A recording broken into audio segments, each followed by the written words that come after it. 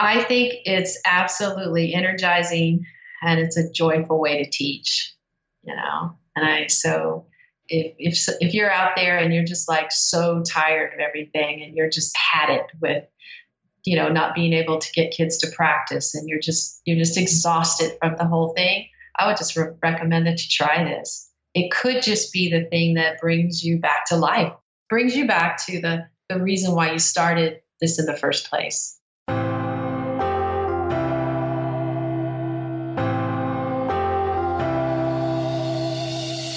Welcome to the Creative Piano Teaching Podcast, the place where teachers from around the world meet to share innovative ideas about music education. Listen and learn as we help you motivate your students, grow your income, expand your studio, and become a more creative piano teacher.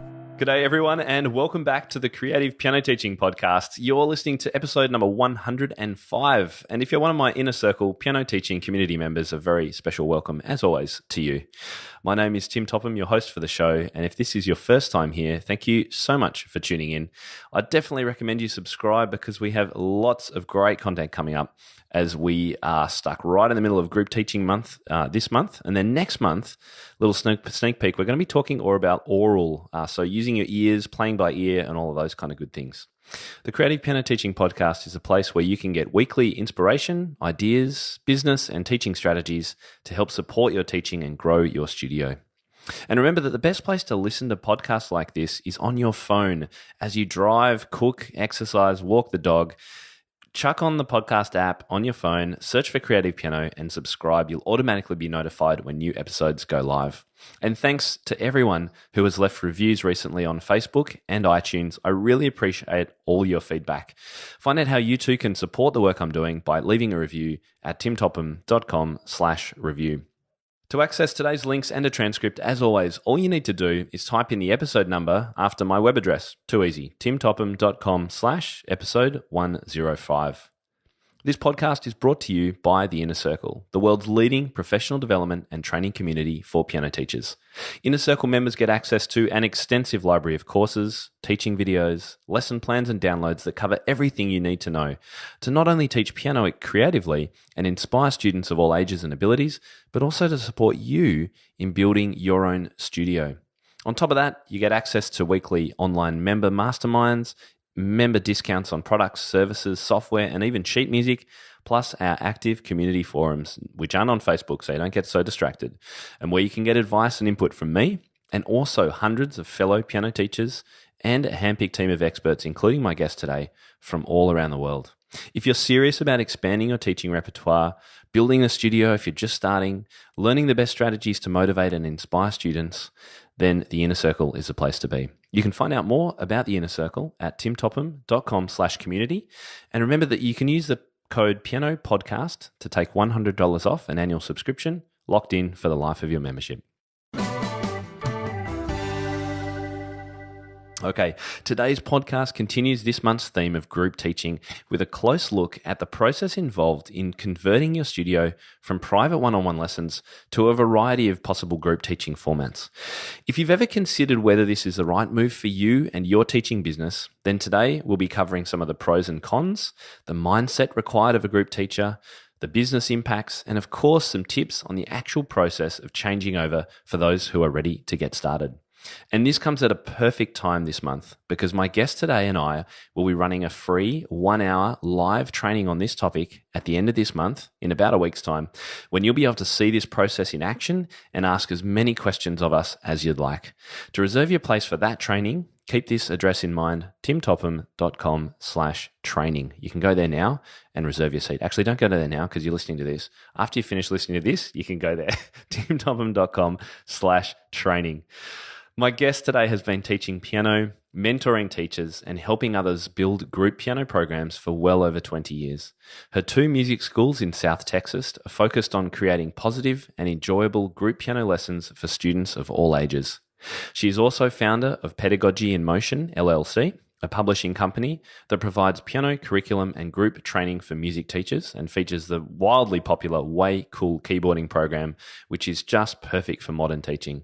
She is also a director of the Music Mentor Group, who we featured back in podcast number 92 on the big picture of studio planning. Welcome to the show. Welcome back to the show, Debra Perez.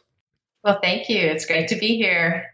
So firstly, how on earth do you do all of the things that you do, Debra? You must have the most packed schedule I would have ever seen. I have a packed schedule. I have a lot of wonderful people helping me. I've learned as I've grown and gotten, more responsibilities to hire good people that can stand next to me and help. Yeah, it's so important, isn't it, to share around particularly as you grow any business, to start sharing around those responsibilities so that you can keep on looking at the bigger picture, I guess. And that's how probably you've been able to not only have music schools and retail outlets for piano sales, but also publishing and now the mentoring. It's phenomenal all that you do. So thank you. So can you give us just a little bit of background on your own experience teaching groups and how your music studios look at the moment? How many teachers do you oversee and how many students and that sort of thing? Sure, I'd be happy to. Yeah, it's been a really fun journey for me. I remember when I went to work on my master's degree, that's where I started being exposed to group piano, and I just loved it from the very start. I just thought, this is so cool. But it was a long time ago, and I was deep into preparing my classical, recitals, and it was just kind of off on the side. But then later on, after I left, my first job in the university also included teaching class piano. And so that was my first time teaching in a big lab with the lab controller and all that good stuff. But I liked it. And I became really comfortable with that style of teaching. Then when I left the university world and decided I thought I could build something outside of there, that's when I really started getting into it, working with adults, a lot of adults, and then children. And 1 year I applied for a competition, and I didn't even know what I was doing, but I made this video, and it's actually it's a VHS tape. A VHS. Goodness, I haven't heard that for a while. Remember? Yeah. I found it out in the garage. Oh, wow. I'll have to watch it somehow. But, I just submitted hire myself. Something from a museum to be able to watch it now. Oh, ouch. Oh.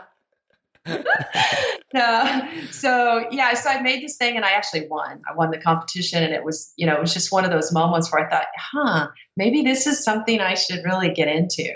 And that really was a turning point for me. And I began then to build our programs. Then I began to be acknowledged and started presenting at the conferences and things like that. And I think initially I got acknowledged because we grew very quickly to about 500 students, 2 locations, and it was all group piano. So now, fast forward. And so we're averaging in the 2 locations. Each location has about 30, 35 classes a week going on right now. And we teach all ages. And since I started the whole thing by myself, just me and one class, and then it just kept growing, I had to then begin to think about how I was going to train teachers to be able to do what I was doing. And, teachers would look at what I was doing and they would be interested, but they had no experience, So then that's when I started putting together a mentoring program where I would hire people and have them come watch me teach, have them team teach with me, and I would train them and then turn them, over to their own classes. And so I still do that, which is why probably half of my teachers right now on staff are college students, usually junior and seniors in college. And I imagine back then. So that's what we're doing. Yeah. Back when you started too, there wouldn't have been a huge amount of resources available to teachers for curriculum. I had Mayron Cole on the podcast a couple of weeks ago, and she was one of the pioneers back then as well. But were you at the same time creating your own resources, I imagine just scraps of paper here and there, and I'll use a bit of this and that, which eventually formed the books that you use now?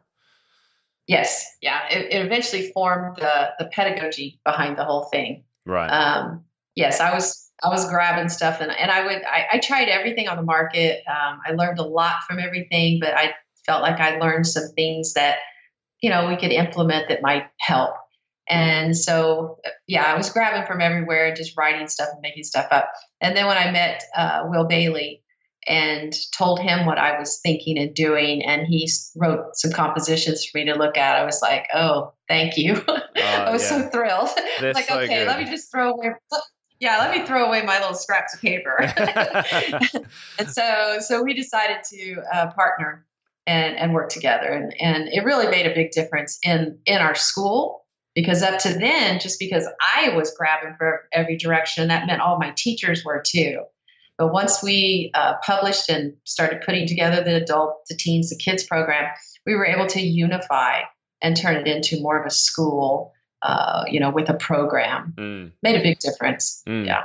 And I've used your Way Cool keyboarding books with one-on-one setting as well, particularly with teenagers, beginners, as a way of getting them into playing stuff that sounds cool and learning to read at the same time without sort of the baby pictures and all that kind of stuff. And these awesome your backing tracks. I assume did Will make them, or did you have them created?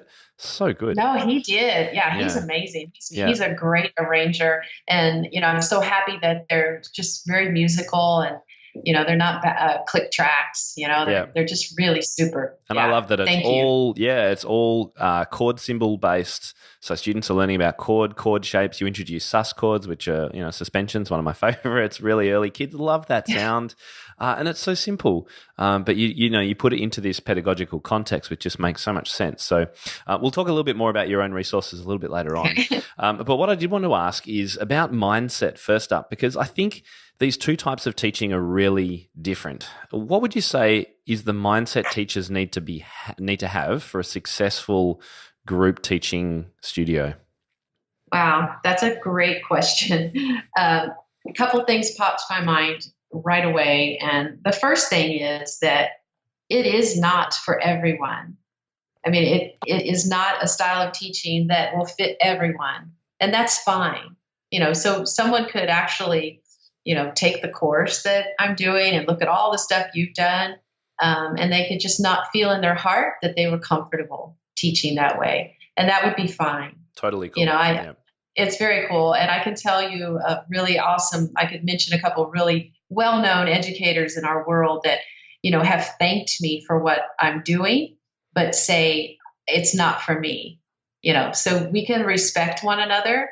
And, respect that there's more than one way to do this and go on about it. So I think that's important. So no one should feel bad if it's not resonating with them.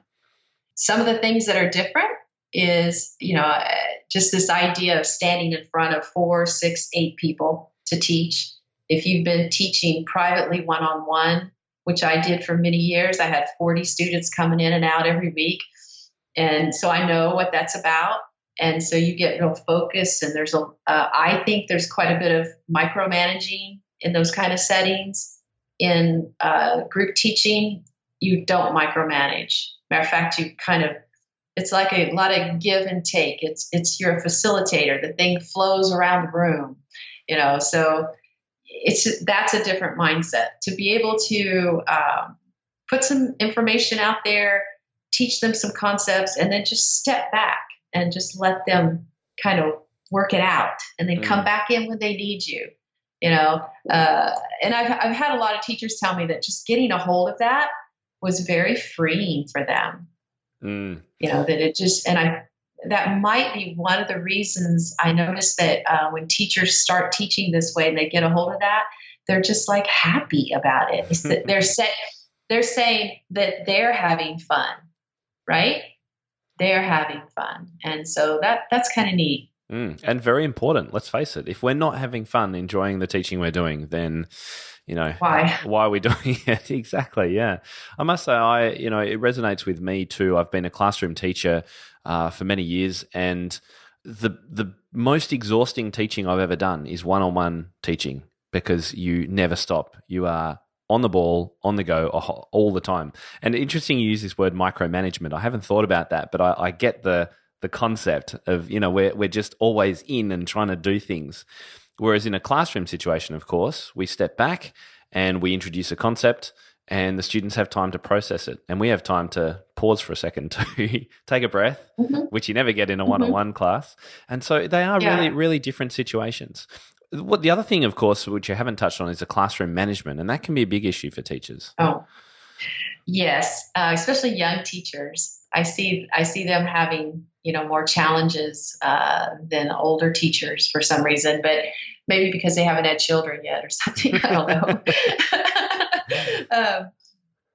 But still, and I've been thinking about this a lot as I've been, putting the course together, is that if you keep children busy, like your classroom should be designed so that they're challenged and they're moving and they're busy and they're involved and they're focused, so that 45 minutes or 50 minutes is, it doesn't give them much wiggle room to be too crazy.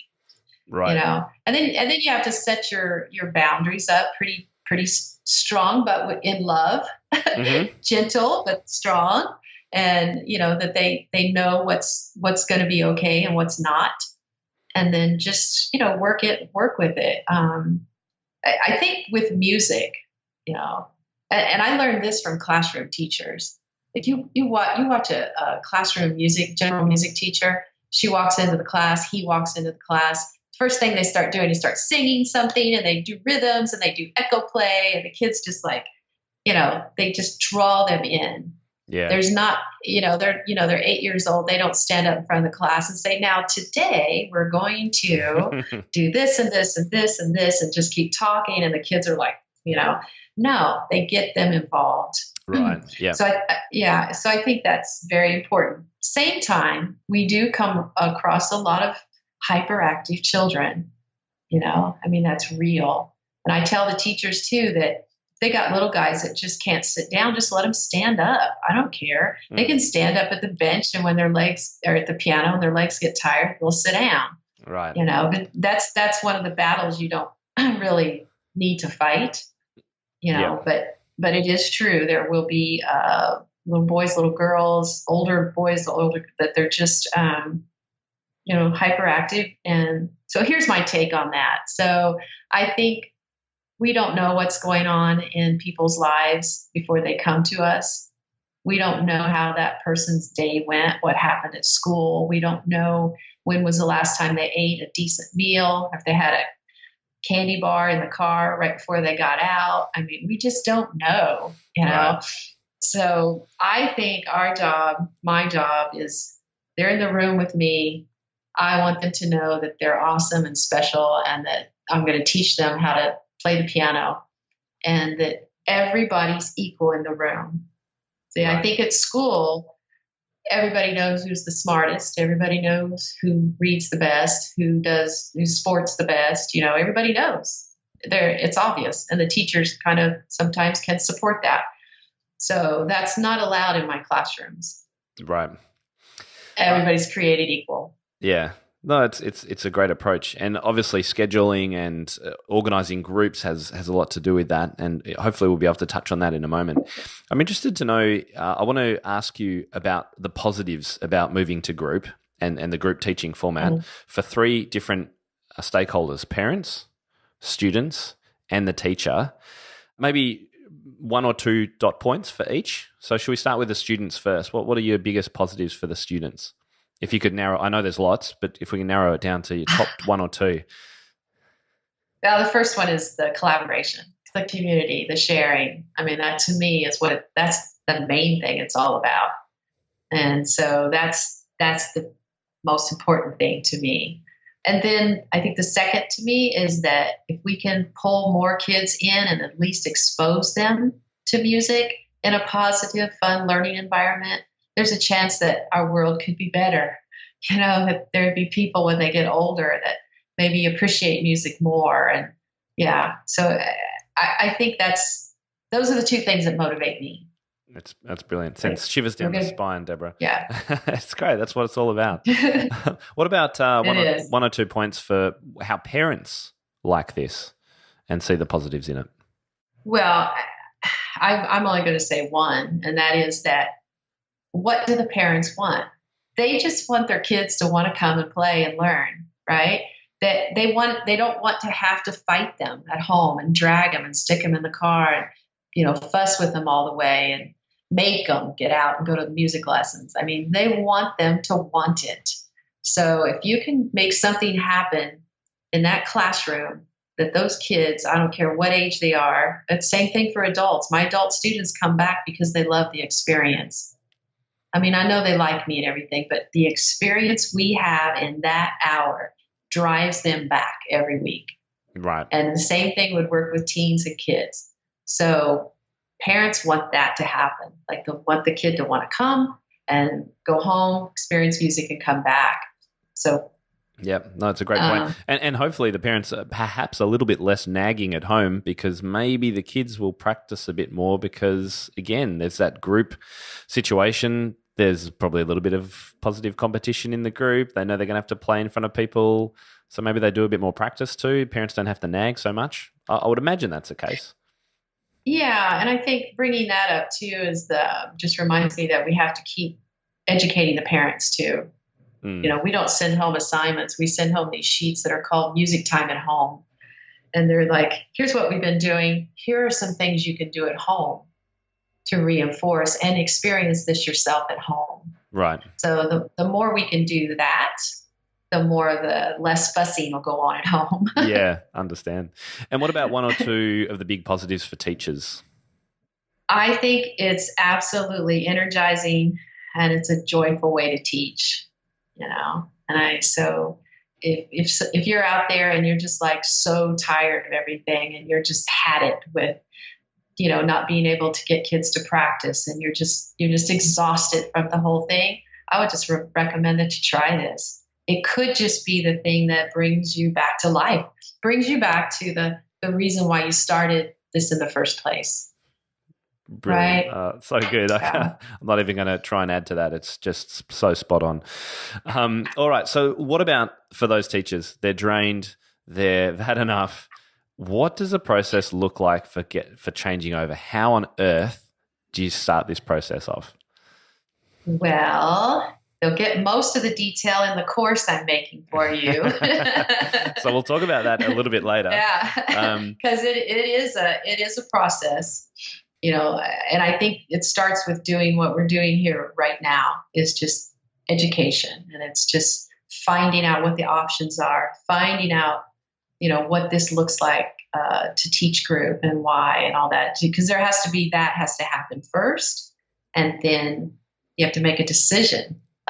So if this is you're hearing all this stuff and, in your heart, you're going, this is what I've been looking for. Then you're ready to make the decision, right? And then you look at the different types of groups that are available and figure out what's comfortable for you to do. So when I started our program, I was the founder of the school, right? And so I made a decision based on, I did my research. I looked around the city and I knew the music teachers, and I found out that no one was teaching group. And I found out, first of all, that most teachers weren't that interested in working with adults, especially beginners. And I wanted to, and I wanted to teach group.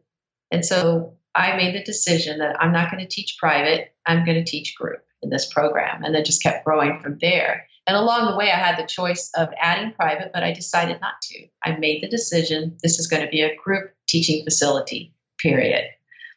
So that was right for me, but it may not be right for everyone. They may want to do, smaller groups. Maybe that's all they could start with is smaller groups. I think the most important thing is just start bringing people together. Right. Bring students together to make music, whatever that looks like.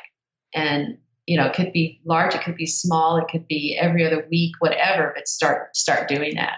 And you'll soon get an idea as a teacher whether that's for you. So if you, let's say, once a month, or even as a one-off, you just said, all right, in a month's time on a Sunday, we're going to have 3 lots of groups come together for an hour and a half, and we're going to do some games, and we're all going to play and do a little improvising or something together for that time.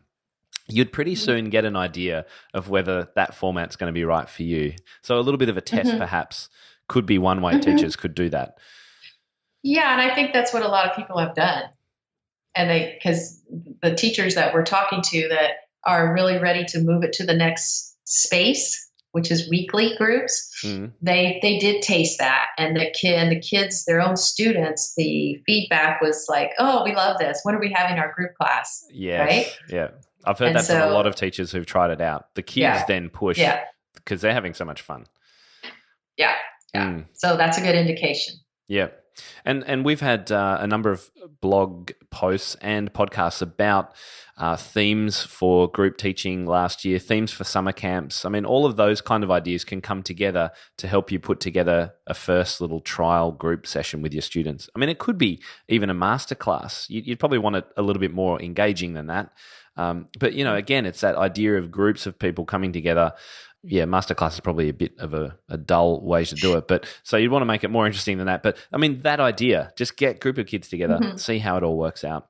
So what if that goes really well? The kids are revved up. The parents go, wow, this is really, really cool.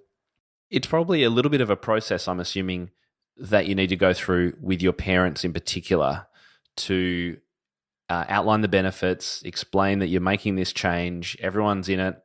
How would you recommend teachers go about that process? Well, we know that people don't necessarily love change. So we got to have we got to have it straightened out in our own heads before we talk to them, because you need to be able to, start the conversation in a very positive way, but also realizing that you're now going to ask them to do something different. And so you have to be very patient and kind about it. But yes, educating them as to the benefits of group, and maybe this semester's already started. So let's say you want to start in January. So I would take this semester to start prepping for that, start getting ready for that. Maybe have some groups form some ensembles that at the Christmas recital that they're going to play together. So you can give them a taste of what it's going to sound like. So you've got time. You don't want to just it's in December and you tell the parents, well, in January when you come back, your child's going to be in a group Tuesday at 6:00. Not good. Can't do it that way. But you want to talk about the benefits for them. It's not about you going to teach less and make more. You cannot put that vibe out at all. Can't be about you. It has to be about them. Yeah. And I imagine there will be parents who think that their kids are going to get less because they're not getting one-on-one attention. It would be like a classroom at a school going from everyone in school learns with one teacher. There's a 1-to-1 ratio. And then suddenly, no, we're going to put 30 in a class and have one teacher. And then the parents would go, well, I should only be paying like a 10th or a 30th of what I was paying before. So how do you go about that argument? Yes, and that's true that parents often think of it as equal to tutoring, like the one-on-one thing. The kids get that special attention. So again, you have to be able to talk about that. Don't try to avoid talking about it. I like to talk about it right up front. Even when we start brand new classes that are new people, beginners, we talk to the parent about that, because if it's in their mind, eventually it's going to come out in some fashion.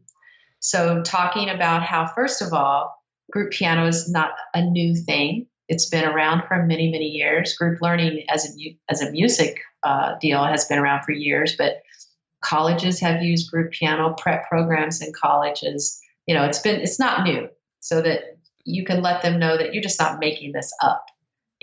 You've done your research, you've been studying and training and talking to people around the country, and it really is very popular. And, just explain that this is going to allow the opportunity for their children to work as a team and learn how to make music with others and, all that stuff. So many benefits. Go on. Oh, I was just going to say, you got to really talk those up.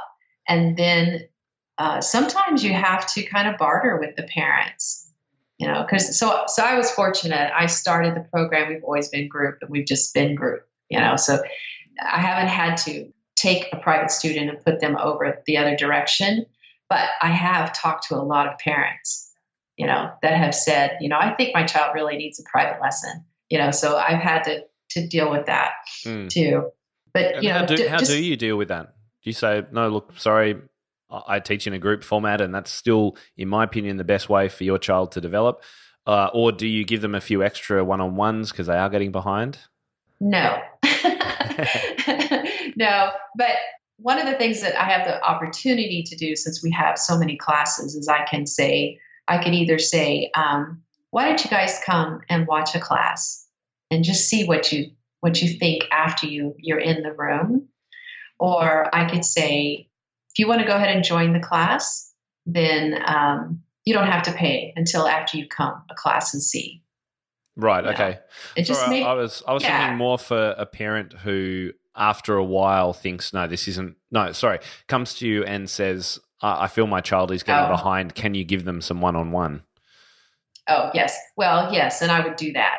One of the things that I work with my teachers on is just to pay attention to signs that something is going on.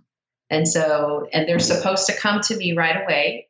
If one student doesn't show up, they're supposed to call them and let them know they missed them and send the lesson plan or connect with the parent. If they don't come back the second week, they're supposed to come talk to me so that I can intervene. And so then I'll talk to the parent, try to get to the bottom of what's going on. And sometimes it is that. Sometimes it is, all of his friends are taking private lessons and all that good stuff. So, the only thing I can do is try to bring out for her, because usually the parents haven't had lessons themselves, and so they don't really know. And so I just try to, again, sell the benefits. At the same time, sometimes the parents are the ones that make the decision, and so they can pull them out. You can't win them all. You can't win them all, no. And that's okay. That's okay, but we sure do try. And yeah, absolutely. And I would imagine that for a teacher shifting an entire studio over to group, even if you do it everything perfectly, you explain all the benefits, you do it well with a great lead time, there will still be parents who prefer not to continue with you. And I think you've got to accept that, right? Yes, but I don't think it'll be many. I don't. And I think just keep going, get your groups going, get the energy up and very positive. And what will happen is that referral thing will start happening where friends will tell friends. Our teen program grew that way big time. We have a lot of teen classes. It's crazy. Yeah. People say teens, they can't find any teens. Well, we must have them all down here because they're here. But what happens is you get a couple good classes and then they tell their friends. Yeah. That's actually a great point I hadn't thought of.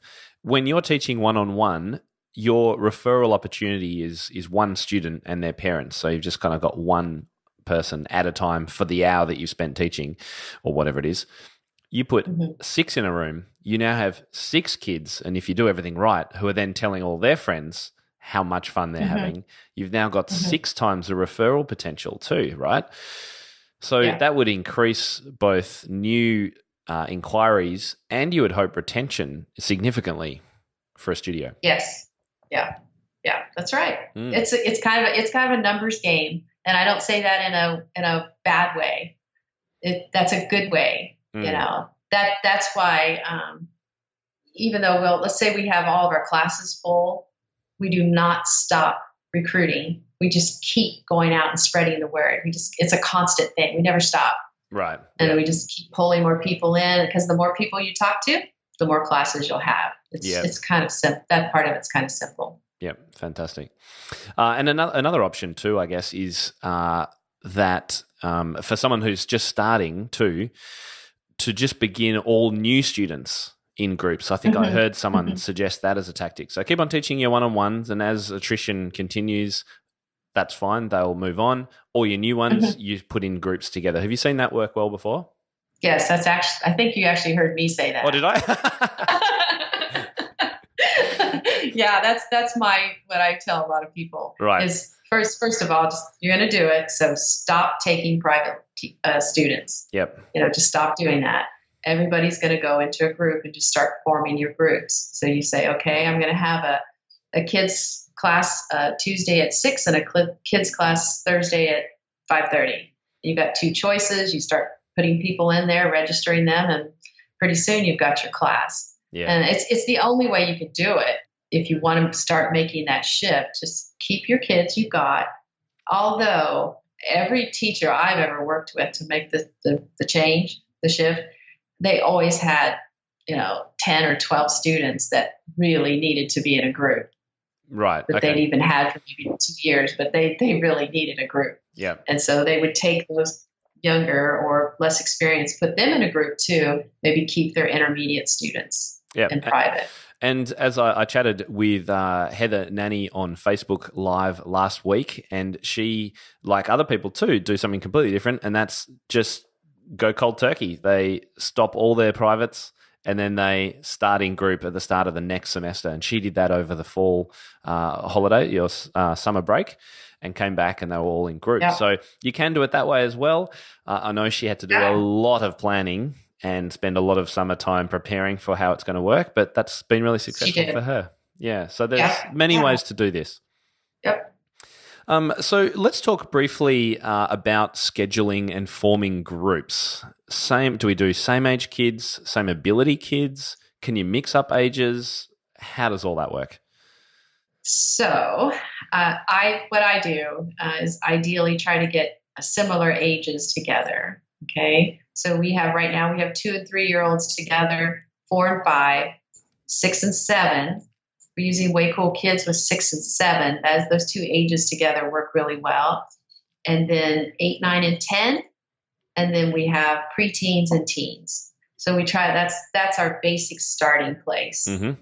And of course, all beginners go that way. And then also we'll have people come to us with their children that they've had a year somewhere else. But when I explain to them that our program is different than the private lesson they've had and the chords and all that stuff, I can usually convince them to just let them start with book 1. Right. And they're happy with that. Okay. Yeah, So I was going to say, what if, if you get a parent bringing a 7-year-old who's had 4 years of piano already or something, I'm sure that doesn't happen too often, but would you then, you'd put them, the goal is like a class in more ways. So you're getting kids of the same age because then you build that community and they're having fun with their friends type of thing as well as learning.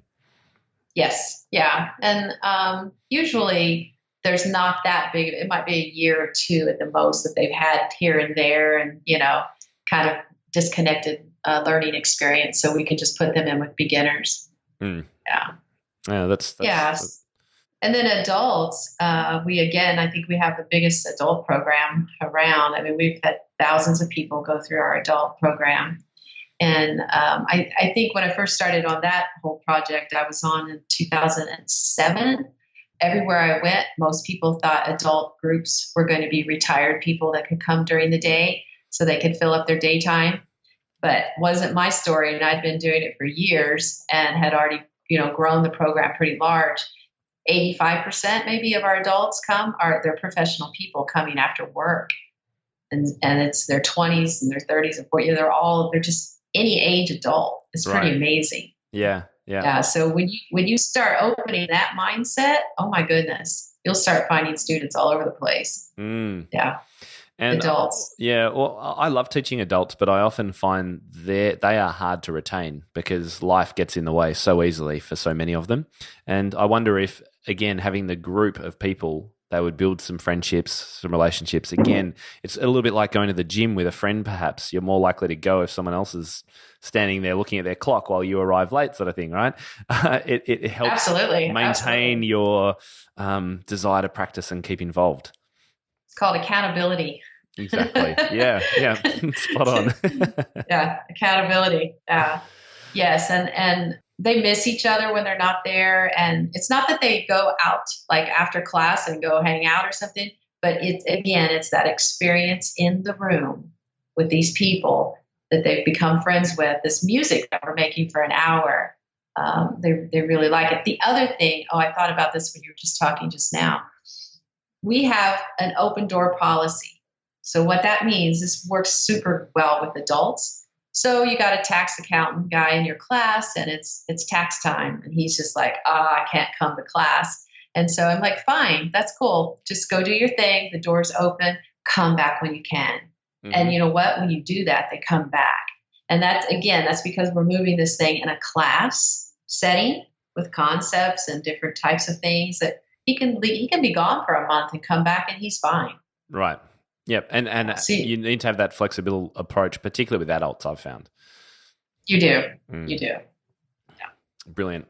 Well, look, we should start wrapping things up. I think we've covered some of those main points that I wanted to cover.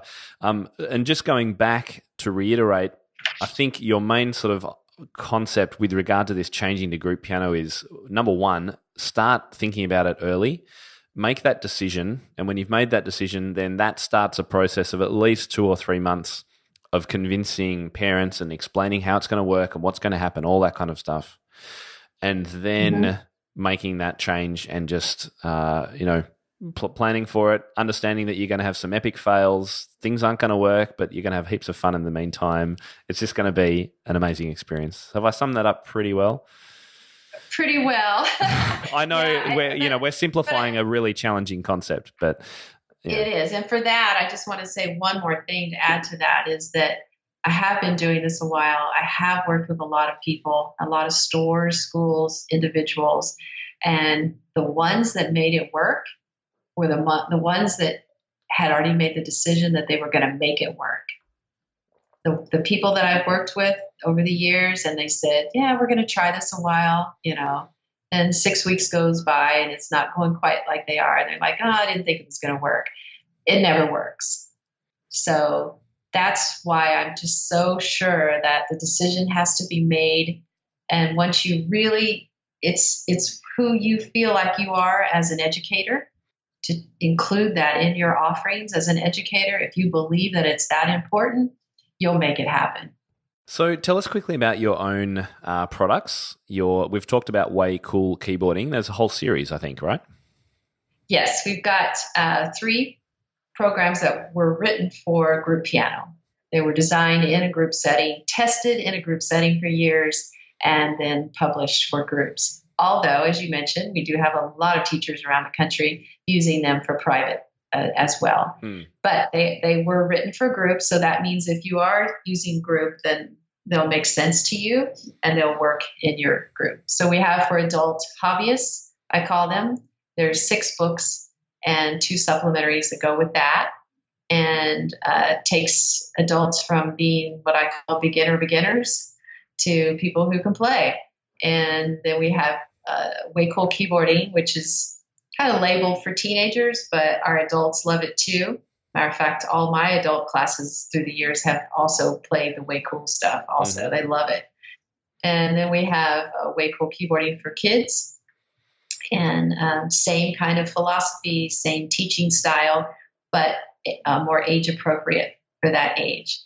And since it is a different way of teaching, with the chords and learning to read and the improvisation and all that stuff packaged into one package, and then it's group, I do once a year hold a 3-day training seminar in our Corpus Christi store and studio, so that you can come and just kind of hang out and see what it looks like in real life and just kind of immerse yourself in it. And we get into it pretty deep for 3 days.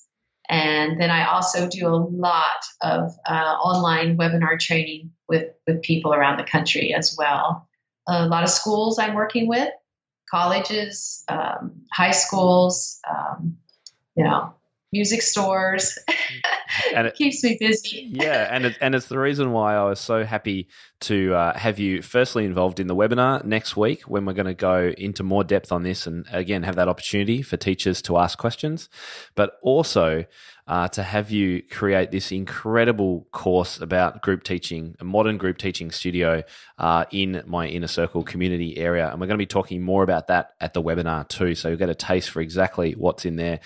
And you are such a master of webinars and that style of teaching. So friendly, warm, engaging. Anyone can do this when Debra Perez is teaching it, I think. But also to see you teaching classes live. You teach. There's videos of you teaching students. videos of you teaching other teachers. It's phenomenal. So I can't wait to tell people more about that at the webinar. So the webinar is next week. It's Thursday, the 28th of September, 8 p.m. Eastern, which is 5 p.m. Pacific, and that's Friday, the 29th of September, 10 a.m. here in Melbourne, Australia time.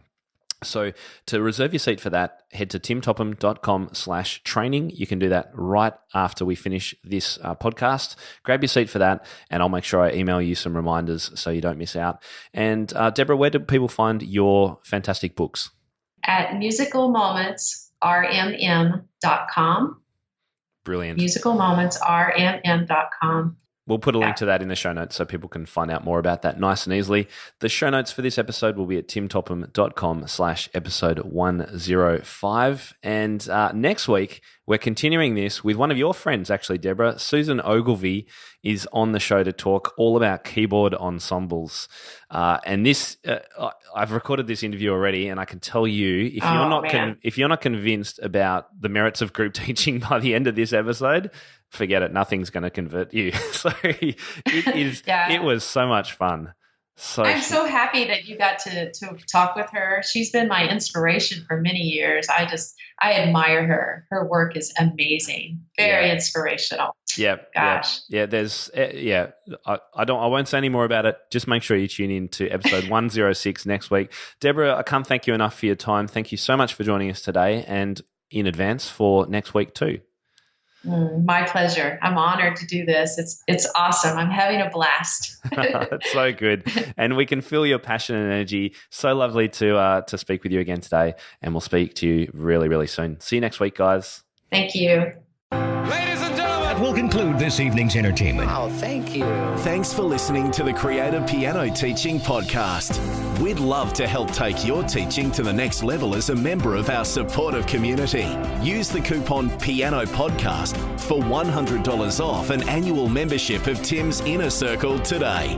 To find out more, head to timtopham.com/community.